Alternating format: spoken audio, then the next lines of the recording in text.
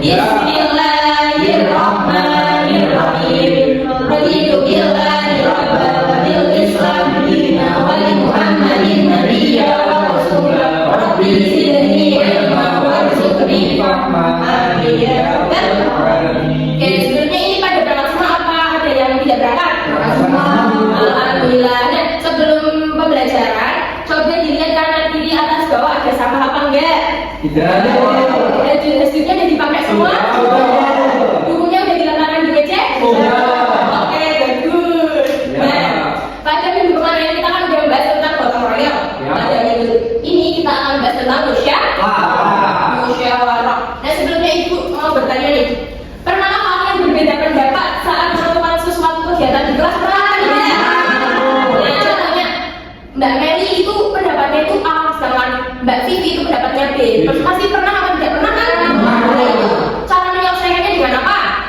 Musyawarah. Dengan musyawarah. Ya, pada kesempatan kali ini kita akan membahas tentang musyawarah. Langsung saja ya. Nah, tujuan pembelajaran pada pagi hari ini nantinya kalian mampu menjelaskan kandungan surat Ali Imran ayat 159 tentang musyawarah dan menunjukkan sikap musyawarah dalam menyelesaikan suatu permasalahan, juga mempraktekkan musyawarah sesuai kandungan surat Ali Imran ayat 159.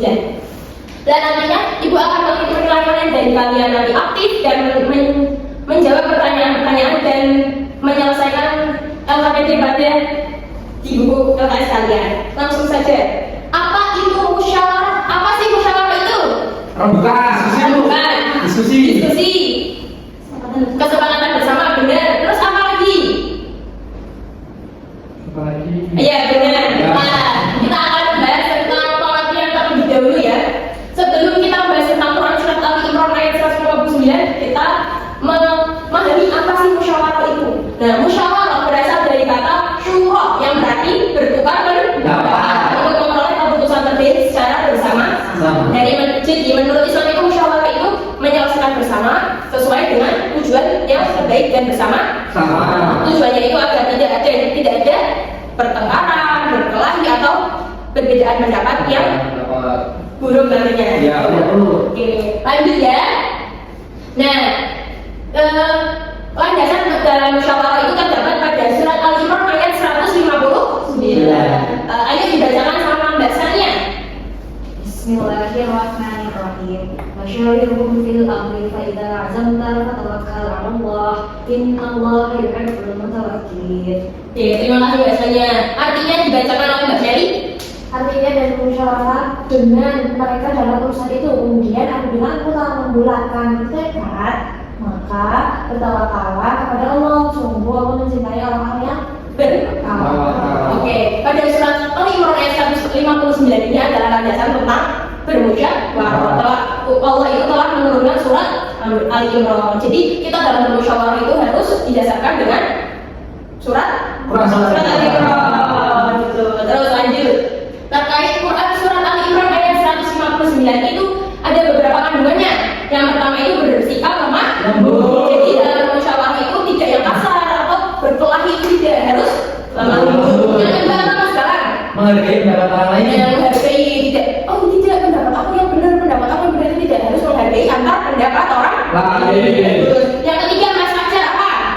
Yang ketiga mengutamakan musyawarah menegakkan mufakat. Untuk mencapai mufakat. Terus yang terakhir apa Mbak Vivi? Bertawakal kepada Allah setelah mengambil keputusan. Tetap ingat ke jalan Allah. Yang terbaik itu yang benar. Lanjut ya. Jadi udah paham apa belum terkait musyawarah? Paham Bu. Terus kandungan Al-Imrannya sudah paham? Sudah. Oke, lanjut kita bermain role playing. Nah, Ibu minta nantinya ada yang maju dan mempraktikkan terkait musyawarah. Ibu minta 4 anak ya. Mas Galang, Mas Fajar, sama Mbak Vivi dan Mbak Sania. Nah, ini di sini Ibu minta Mas Galang jadi ketua. Nah, terus Mbak Vivi jadi anggota pertama, Mbak Sania jadi anggota kedua, dan Mas Fajar jadi anggota ketiga. Kita ke sana, teman-teman itu, teman-temannya. Ini coba dari Mas Galang terlebih dahulu.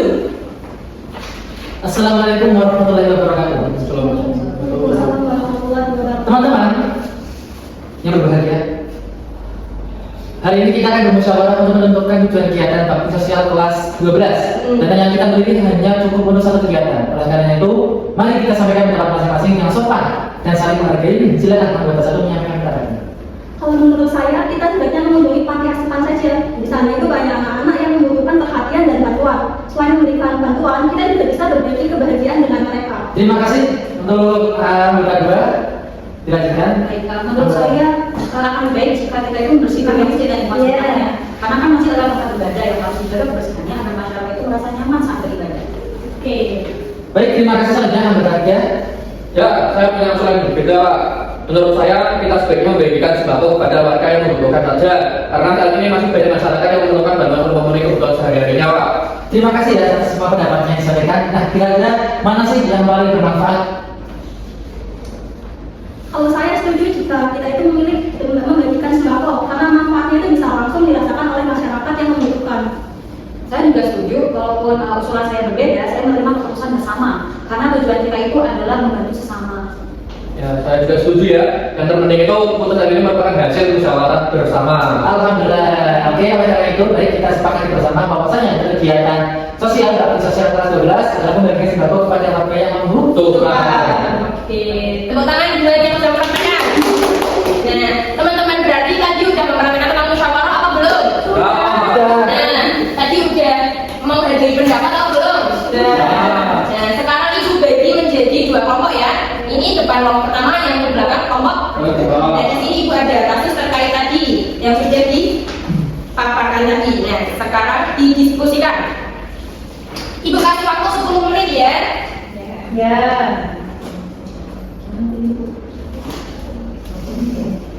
Ini Bu. Itunya Ya. Iya, benar.